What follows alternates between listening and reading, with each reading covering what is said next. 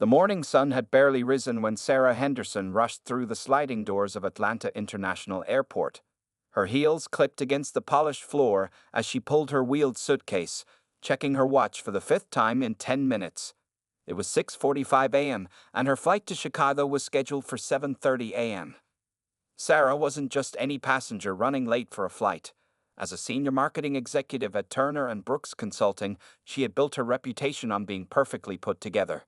Her navy blue business suit was pressed to perfection, her blonde hair tied back in a neat bun, and her pearls sat exactly where they should around her neck. But today, everything seemed to be working against her.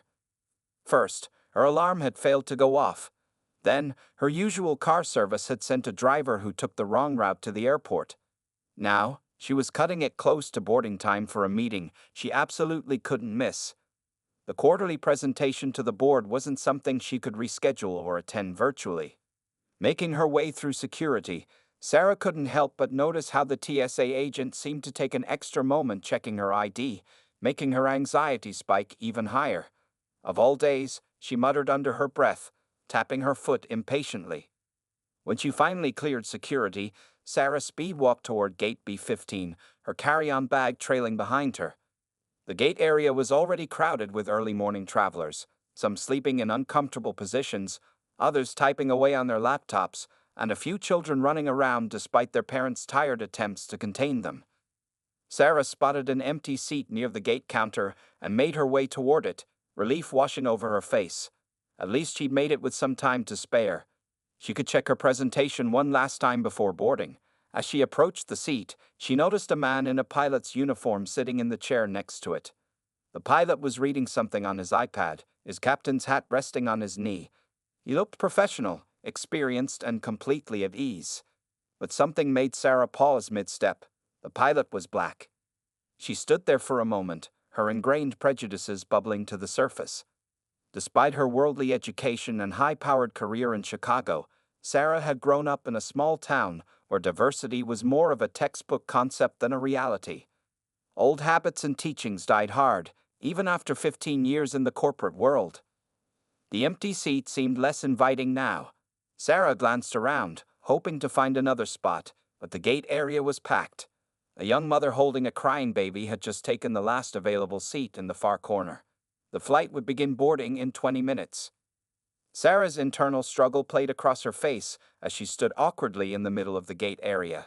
Her feet were starting to hurt from standing in heels since early morning, and her laptop bag was growing heavier by the minute. Still, something kept her from simply sitting down next to the pilot.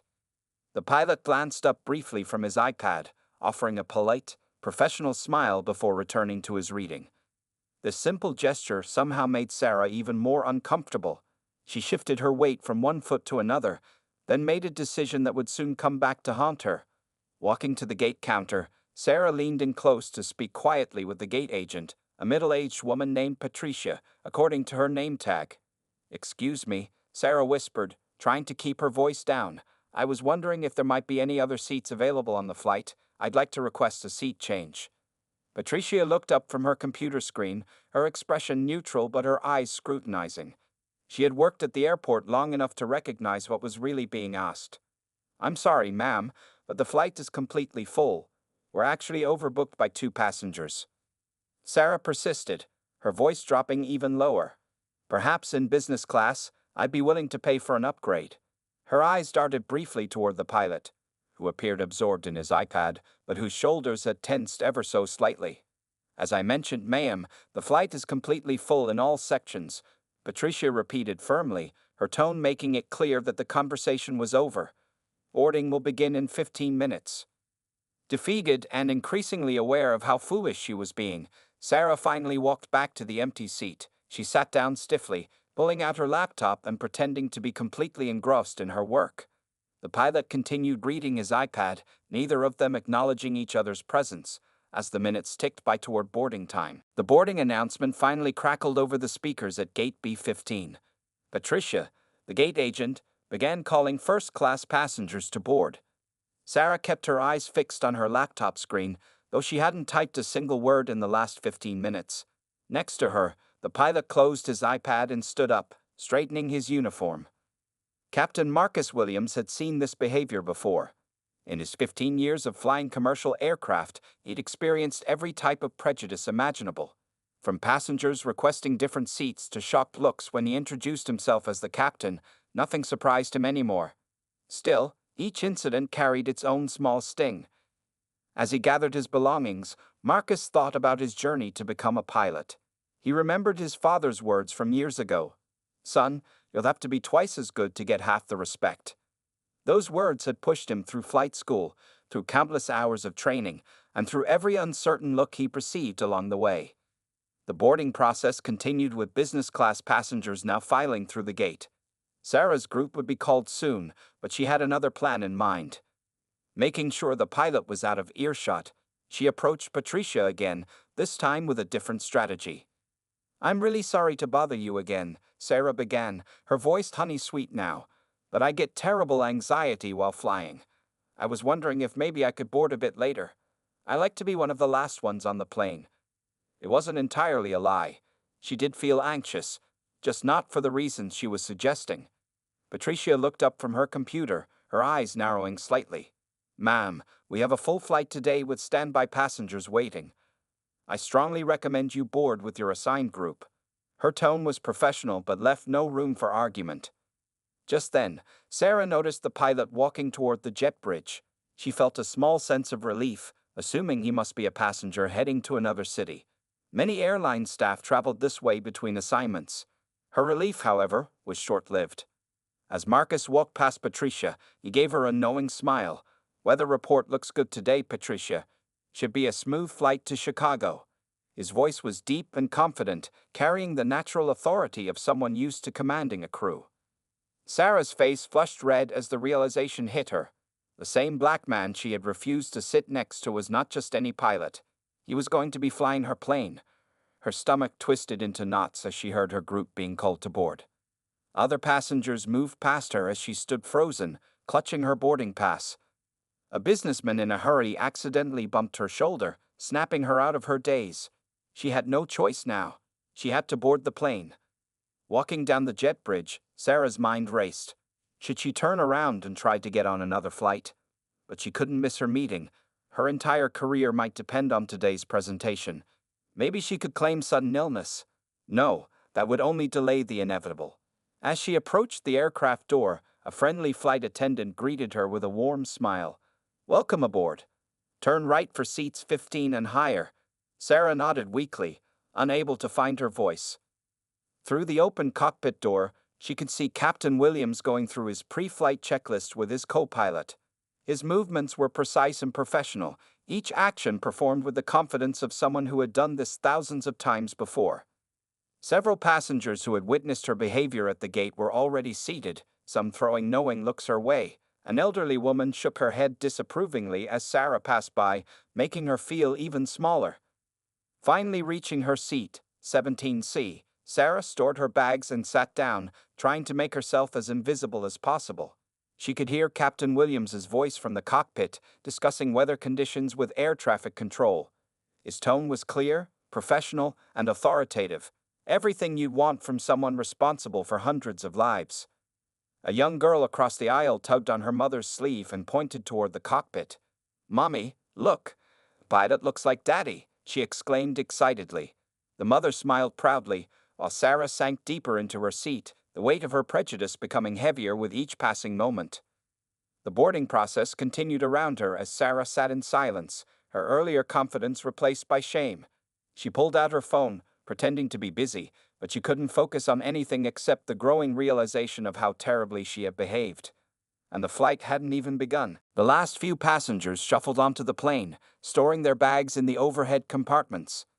Sarah kept her eyes fixed on her phone, though the screen had long since gone dark. The air in the cabin felt thick with tension, at least of her. Other passengers chatted normally, adjusted their seats, or flipped through magazines, unaware of the internal storm brewing in seat 17C. A flight attendant named James walked through the cabin, checking that all seatbelts were fastened. He paused near Sarah's row, noticing her unusually stiff posture and pale complexion. "Ma'am, are you feeling all right? Can I get you some water before takeoff?" Sarah managed a weak smile and shook her head. The last thing she wanted was more attention. The kind offer only made her feel worse about her earlier behavior. Here was another person, just doing their job professionally, who probably had to deal with prejudice like she had shown at the gate.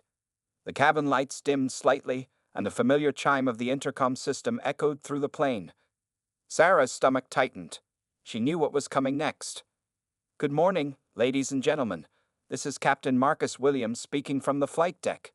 His voice was clear, confident, and welcoming, exactly what you'd expect from a seasoned airline captain. "Welcome aboard Flight 2174 to Chicago O'Hare. Our flight time today will be approximately 2 hours and 15 minutes. Several passengers nodded approvingly at the professional announcement. A businessman across the aisle even commented to his seatmate, "Always nice to have a pilot who communicates clearly." Sarah felt her cheeks burn with shame. Captain Williams continued his announcement, detailing their route and the weather conditions they might encounter. "We're expecting some light turbulence over Tennessee, but nothing to worry about. My first officer, David Chen, and I will do our best to find a smooth route." As the safety demonstration began, Sarah couldn't help but notice a young black girl, maybe 7 or 8 years old, sitting a few rows ahead. The child was beaming with pride after hearing Captain Williams's voice, telling everyone around her that she wanted to be a pilot too. Her mother smiled, encouraging her daughter's dream, while Sarah felt a new wave of guilt wash over her. The plane began to push back from the gate. Sarah gripped her armrests tightly, not from fear of flying, but from the growing realization of how her prejudices had painted her into a corner. She had judged a highly qualified professional based solely on his skin color, and now that same professional held her safety in his capable hands. Through the window, she could see the ground crew waving their illuminated batons, guiding the aircraft. The massive jet responded smoothly to each instruction, testament to the skill in the cockpit. The engines hummed to life, their powerful sound filling the cabin. As they taxied toward the runway, Sarah overheard snippets of conversations around her. An off-duty flight attendant was telling her seatmate about Captain Williams's reputation. "Oh, you're lucky to have Marcus as your captain today. He's one of the best in the fleet. Did you know he was a former Air Force pilot?" Each piece of information about Captain Williams felt like a small dart hitting Sarah's conscience. Not only had she judged him unfairly, but she had also completely ignored his achievements and expertise. The man she had refused to sit next to at the gate had served his country, earned his wings through years of rigorous training, and was trusted by the airline with hundreds of lives. The plane turned onto the runway, and Captain Williams's voice came over the intercom again. "Flight attendants, please prepare for takeoff."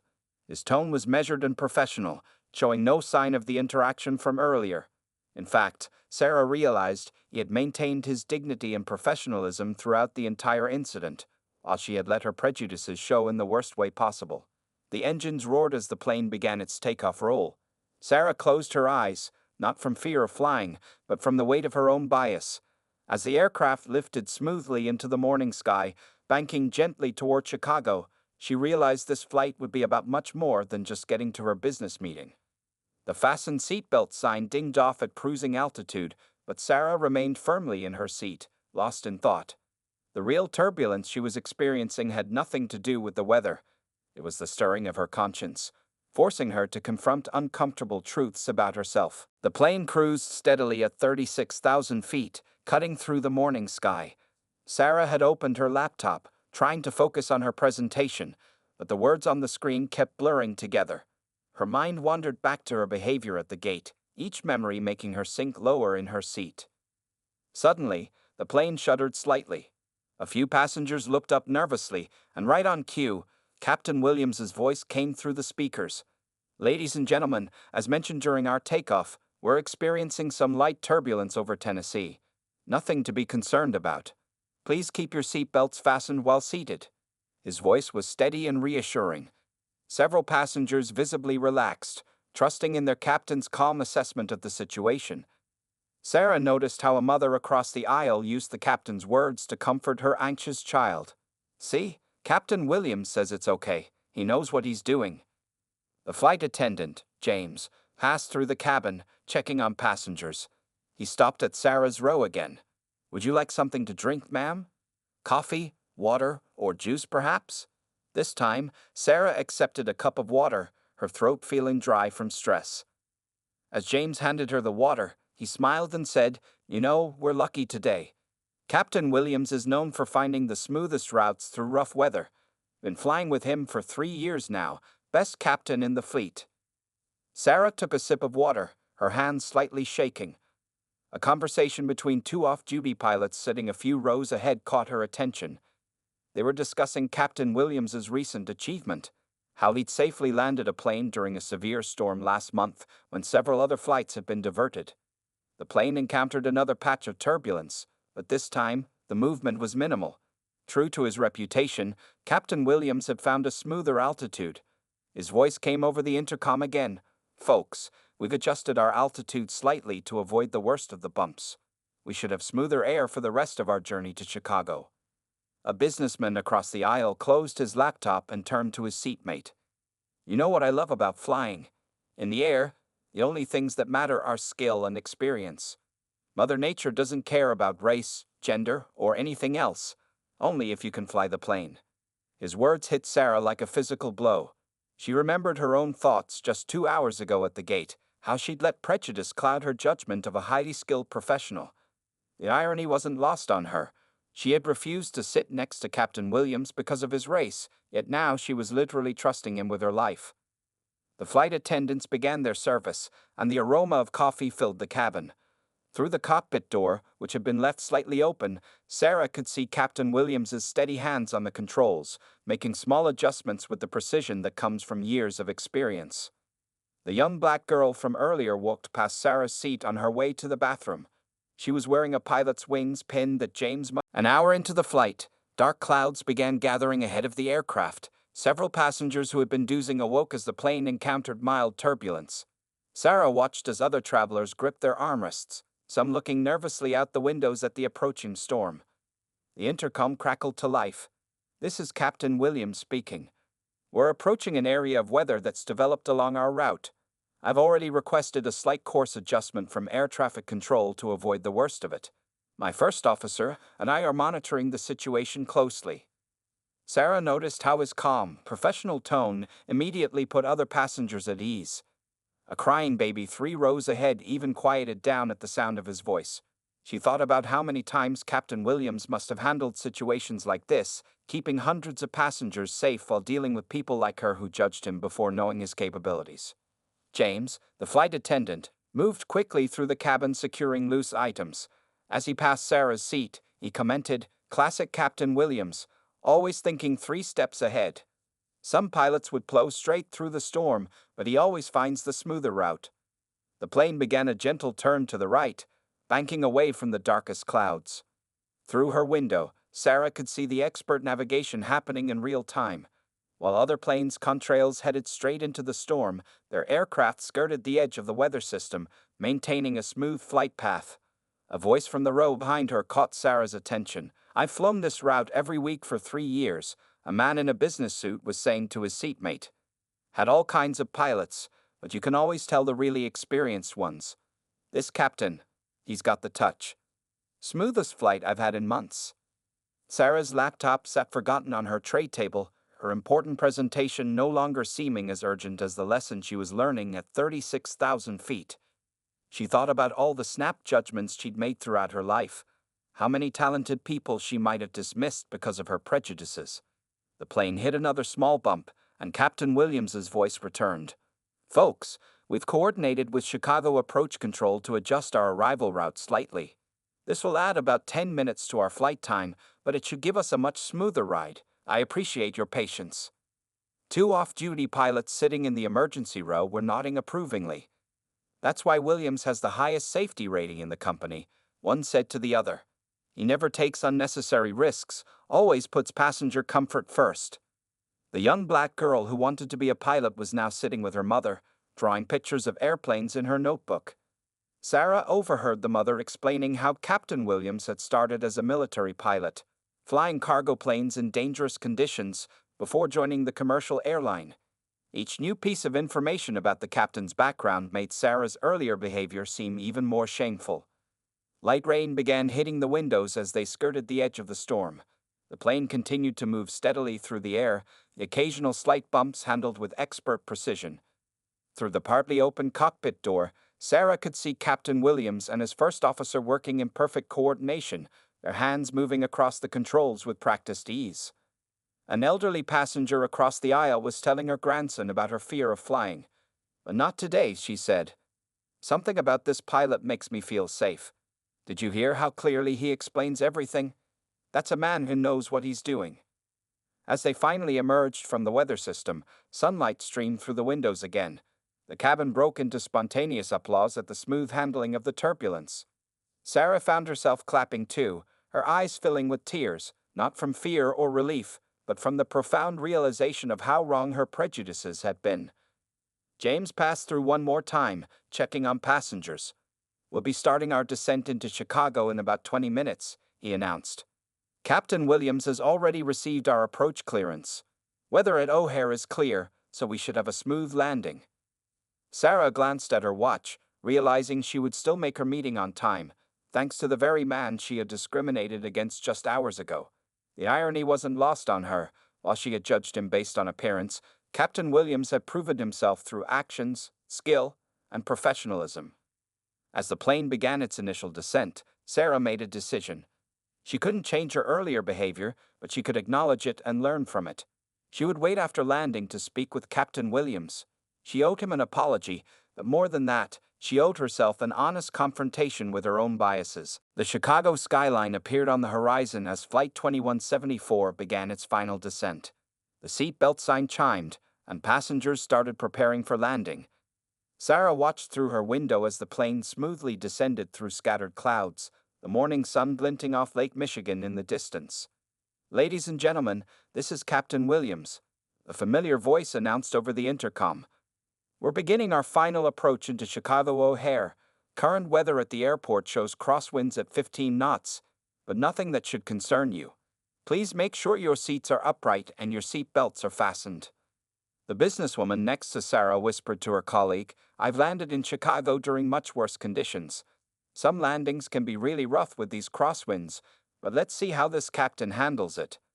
There was a hint of challenge in her voice, as if she was used to bumpy Chicago landings. As the plane descended through 10,000 feet, Sarah could see other aircraft in the distance, some visibly bouncing in the wind. Their plane, however, remained remarkably steady. Captain Williams was adjusting their approach path to minimize the wind's effect, his years of experience evident in every smooth movement of the aircraft. James and the other flight attendants made their final cabin check. "Captain Williams is known for his crosswind landings," James mentioned quietly to a nervous-looking passenger. "In fact, he teaches other pilots how to handle difficult weather conditions. You're in good hands." The young black girl who had been drawing airplanes was now pressed against her window, watching the ground get closer. "Mommy, look how smooth it is," she exclaimed. "It's like we're floating."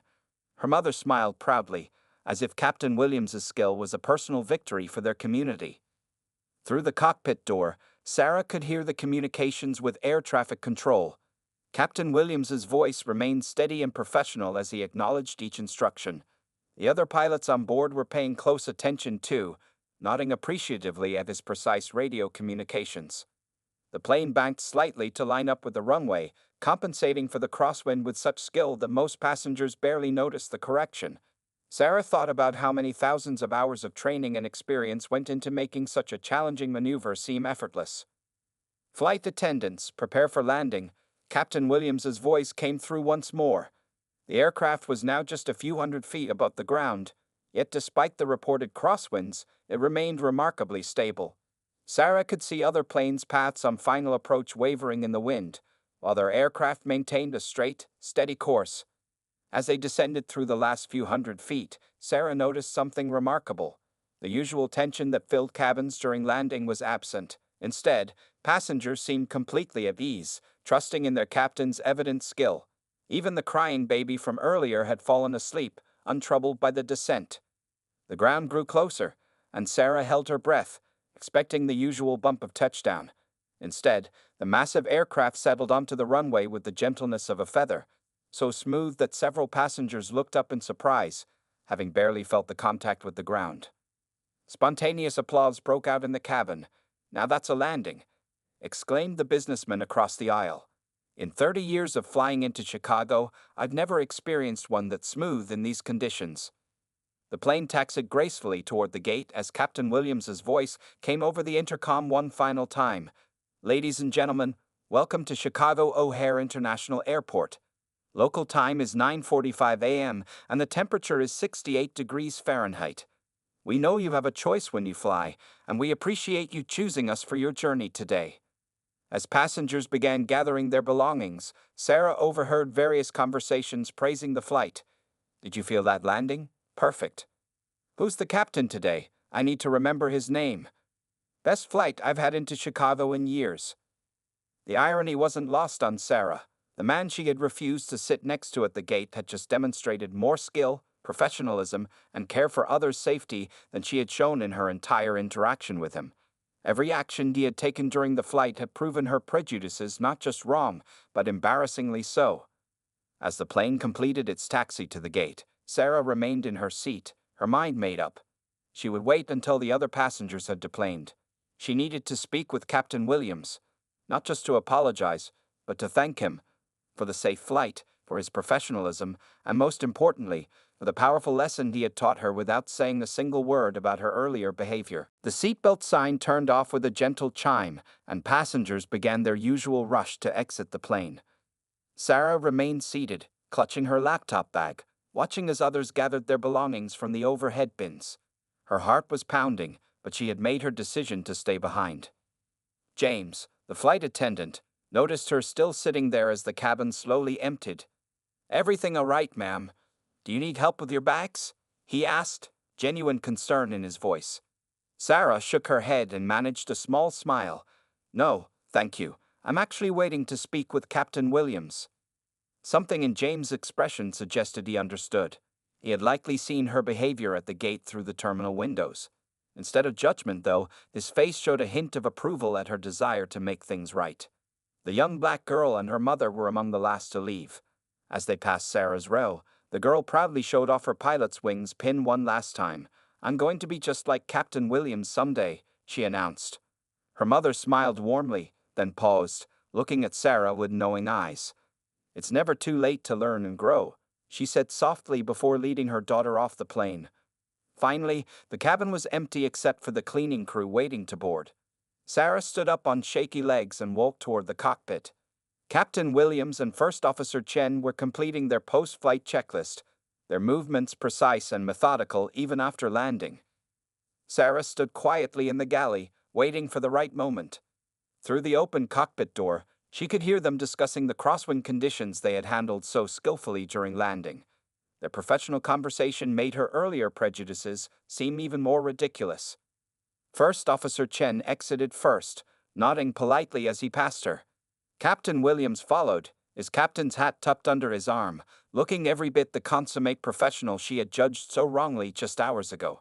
He noticed her standing there and paused, his expression neutral but kind. "Captain Williams," Sarah began, her voice barely above a whisper. I need to apologize to you." She felt tears forming in her eyes but forced herself to continue. This wasn't about making herself feel better. It was about acknowledging her mistake. The captain stood quietly, giving her space to speak. Around them, the airplane hummed with post-flight activity, printers spitting out flight logs, cleaning crews starting their work, mechanics performing their checks. But in that moment, it felt like they were in their own bubble of time. "My behavior at the gate was inexcusable," Sarah continued, her voice growing stronger. "I let prejudice cloud my judgment, and I'm deeply ashamed of my actions. You showed nothing but professionalism and skill, while she trailed off, wiping a tear from her cheek. Captain Williams listened patiently, his face softening slightly. When she finished, he spoke with the same calm authority he had used throughout the flight. "Ms. Henderson," he said, surprising her by remembering her name from the passenger manifest, "I've been flying for 15 years. What you did at the gate? Unfortunately, it's not uncommon." He adjusted his uniform sleeve thoughtfully before continuing. "But what you're doing right now, acknowledging your mistake, taking responsibility for your actions, that is uncommon, and it matters." Sarah stood there, tears flowing freely now. Captain Williams reached into his pocket and pulled out a tissue, offering it to her with the same professional courtesy he had shown throughout the entire experience. "You know," he said, glancing at the cockpit, "when I was 10 years old, someone told me a black man could never be an airline captain, that there were some doors that would always be closed to me." He smiled slightly. "But here I am, 20,000 flight hours later." Sarah dabbed at her eyes with the tissue. "How do you handle it?"